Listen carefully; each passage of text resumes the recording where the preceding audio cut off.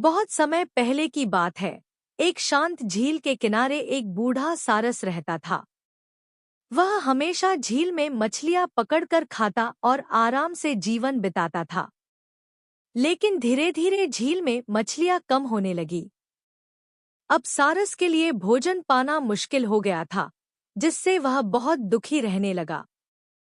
भूख से परेशान होकर सारस ने एक चालाकी भरी योजना बनाई। वह झील के किनारे उदास बैठकर आंसू बहाने लगा। उसकी यह हालत देखकर एक केकड़ा उसके पास आया और पूछा, तुम इतने दुखी क्यों हो? सारस ने लंबी सांस लेते हुए कहा, झील जल्द ही सूखने वाली है और यहाँ रहने वाले सभी जीव मर जाएंगे। केकड़े को यह सुनकर बहुत चिंता हुई। उसने यह खबर झील में रहने वाली मछलियों और दूसरे जीवों को बता दी। सभी घबरा गए और उपाय सोचने लगे। सारस ने कहा, मैं तुम सबकी मदद कर सकता हूँ। पास ही एक बड़ी झील है, जहाँ बहुत सारा पानी और भोजन है। मैं तुम सबको वहां तक ले जा सकता हूँ।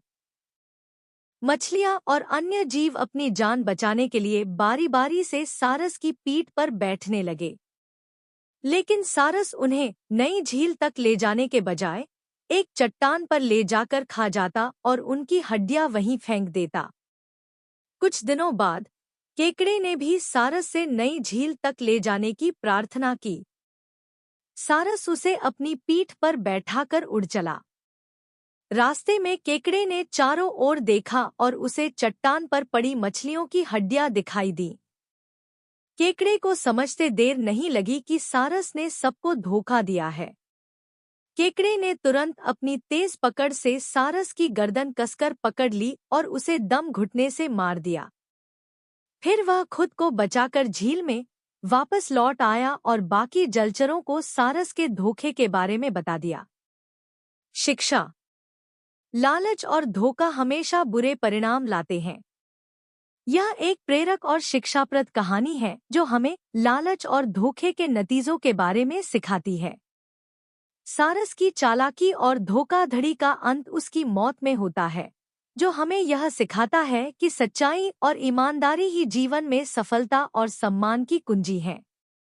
इस कहानी में केकड़े की बुद्धिमत्ता और साहस की भी प्रशंसा की जा सकती है, जिसने सारस के धोखे को समझा और अपनी जान बचाई। यह हमें यह सिखाता है कि हमें अपने आसपास के लोगों और परिस्थितियों को समझने के लिए हमेशा सावधान और बुद्धिमान रहना चाहिए।